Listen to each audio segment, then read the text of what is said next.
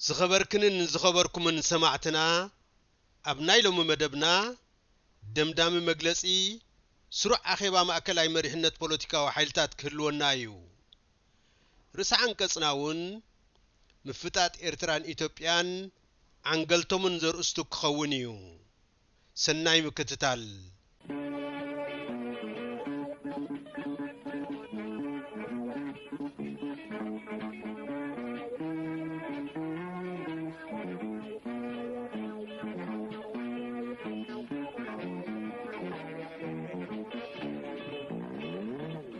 ደምዳሚ መግለጺ ኣኼባ ማእከላይ መሪሕነት ፖለቲካዊ ሓይልታት ኤርትራ።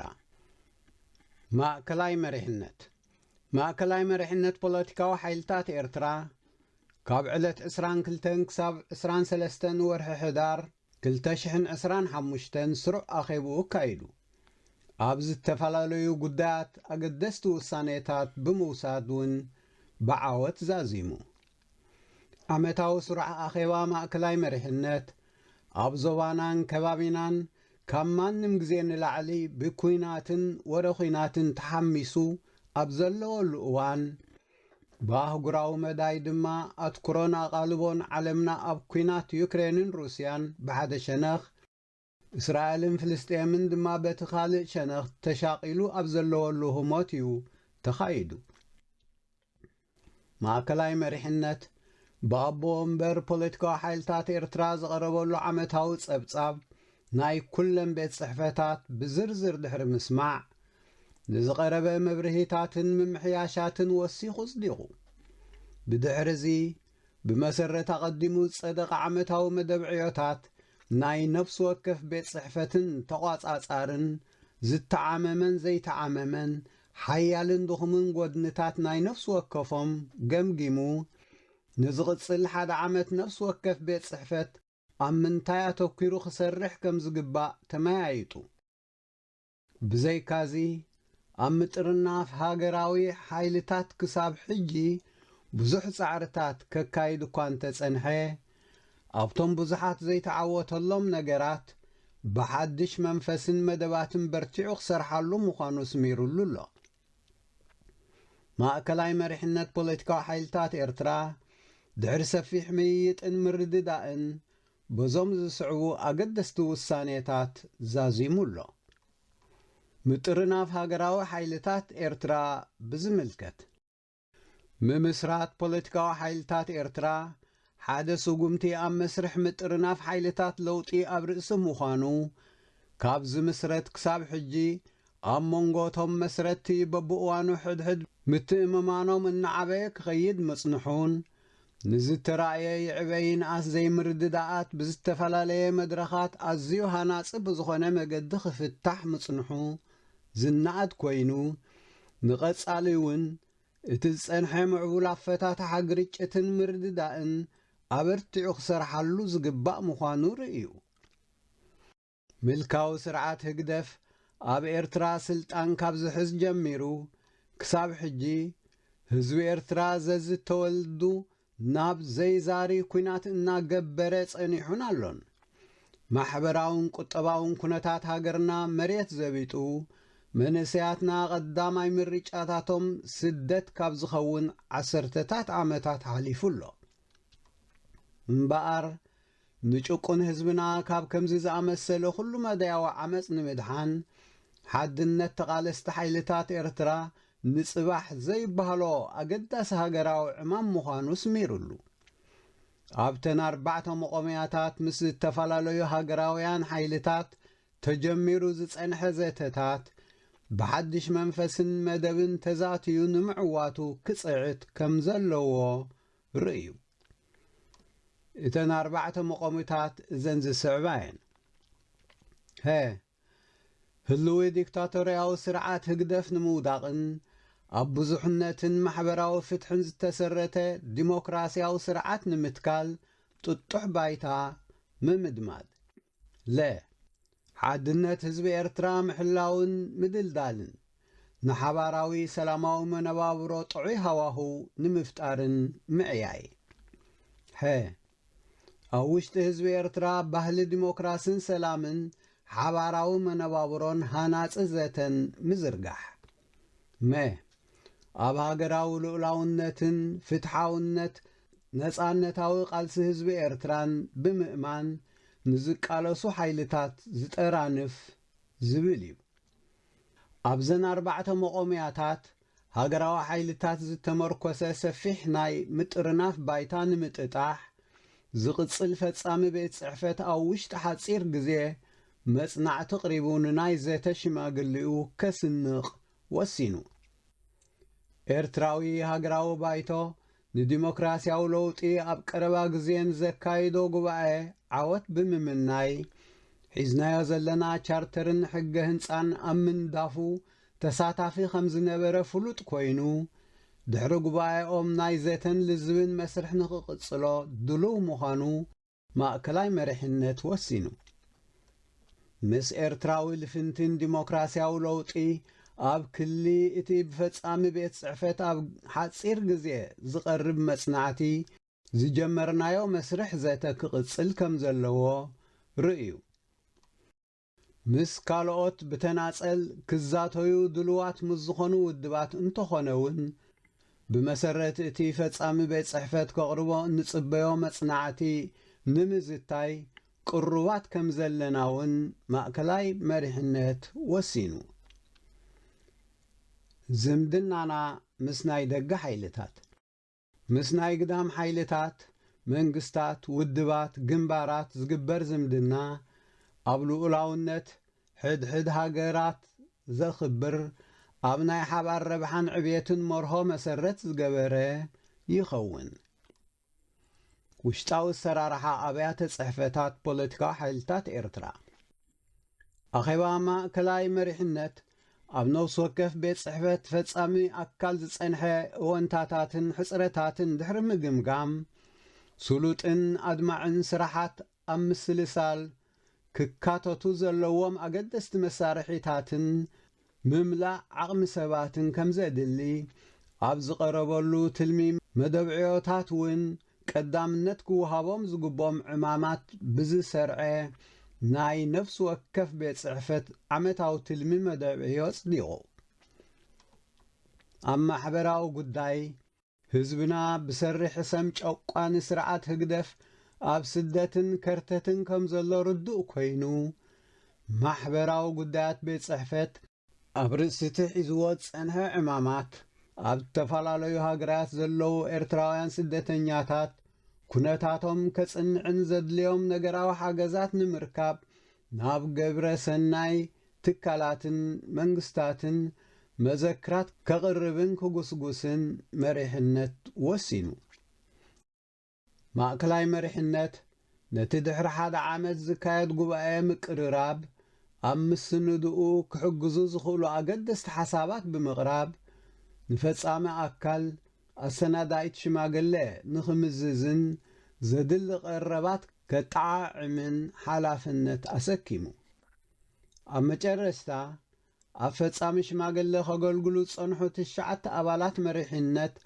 ደጊሞም ንዝመጽእ 1 ዓመት ከገልግሉን ክቕጽሉን ምስ ዘድሊ ኣብ ውሽጦም ምምዕርራይ ክገብሩ ሓላፍነት ብምሃብን ኣኼባኡ ዛዚሙ ብሓድነት ንሓርነት ማእከላይ መሪሕነት ፖለቲካዊ ሓይልታት ኤርትራ 23 ሕዳር 2025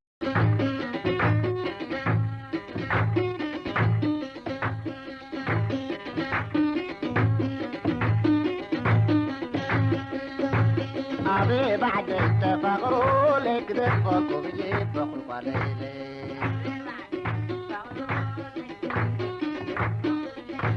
أبي بعد التفقروا لك دفقوا بجيب بخلق عليلي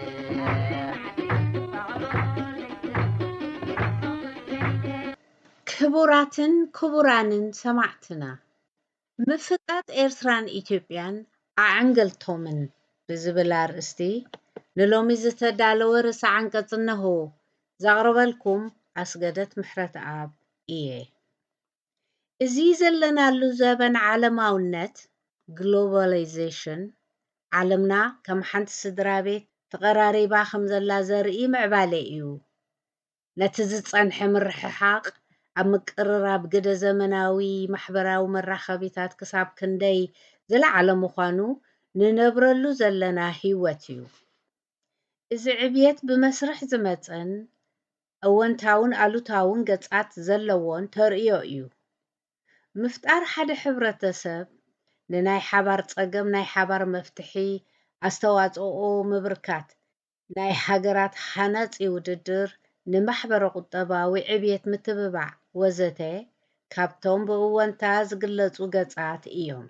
ምትብባዕ ቁጠባዊ ገባትነትን ባሓትነትን ምድኻም ትካላዊ ሰራርሓን ወዘተ ከዓ ኣሉታዊ ጎኒ ናይቲ ተርእዮ ተባሂሎም ካብ ዝጥቀሱ እዮም።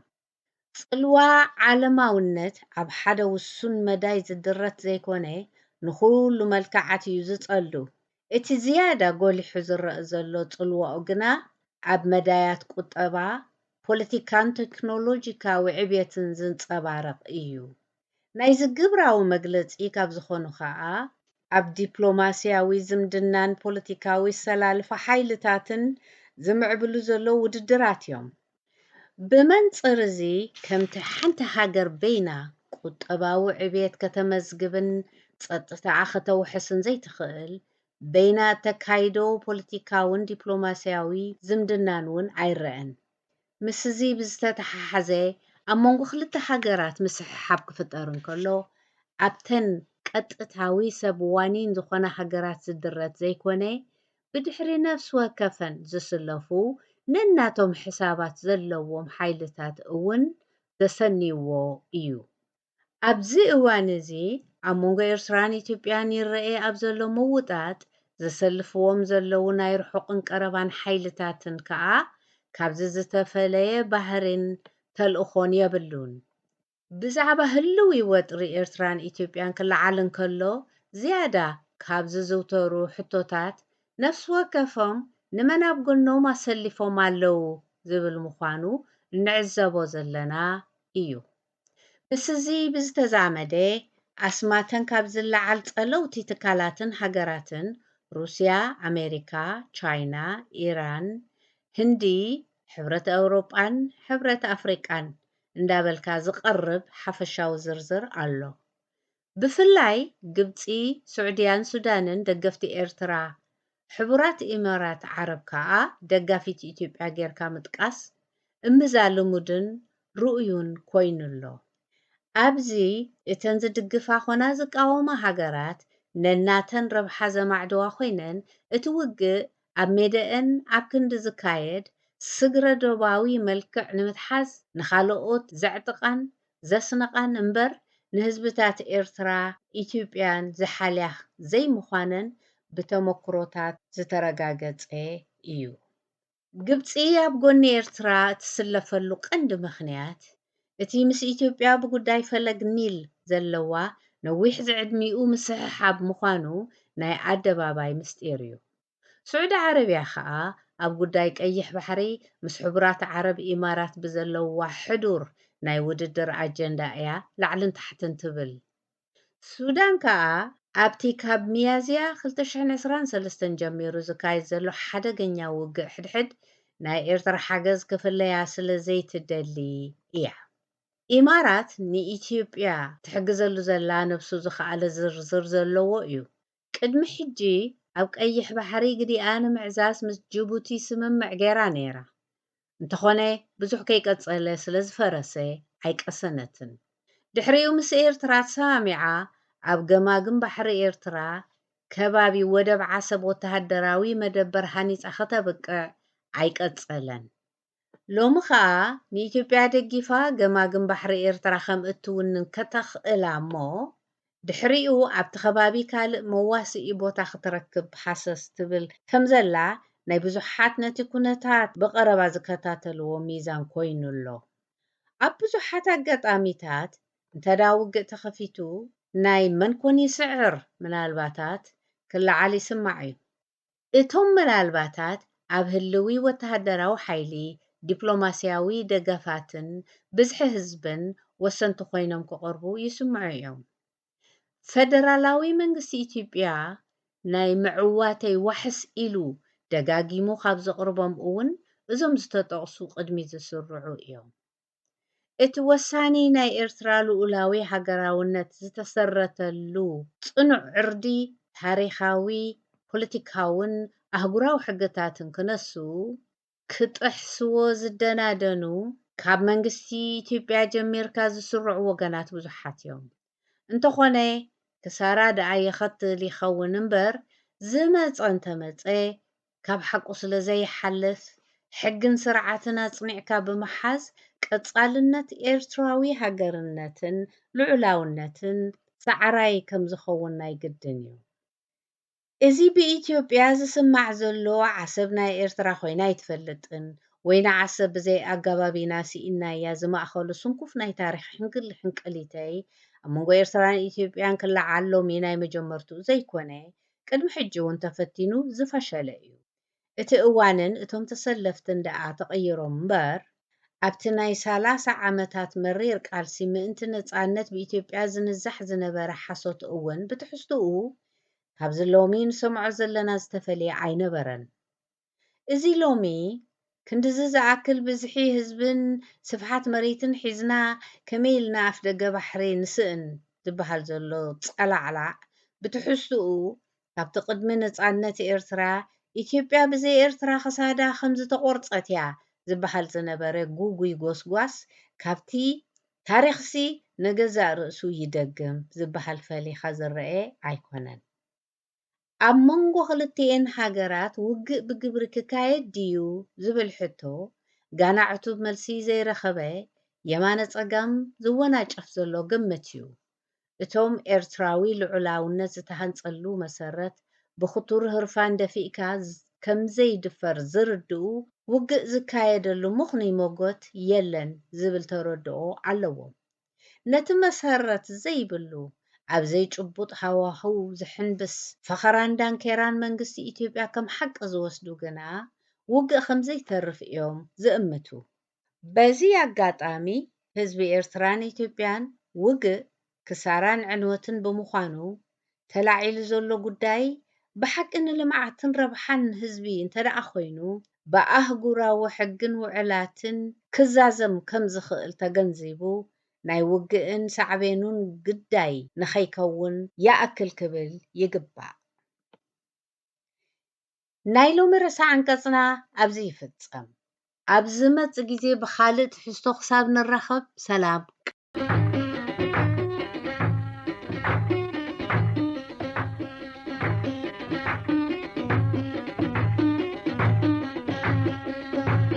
أبي بعد التفغروا لك دفقوا بيبقوا قليلي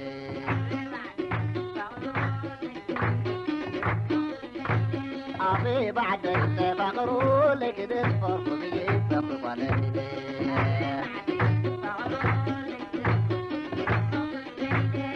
ክቡራትን ክቡራንን ተኸታተልቲ መደብና ናይ ሎሚ መሰናድኦና ኣብዚ ይፍጸም። ኣብዚ መጽእ ሰሙን ብኻልእ ትሕዝቶ ክሳዕ ንራኸብ ሰናይ ቅነ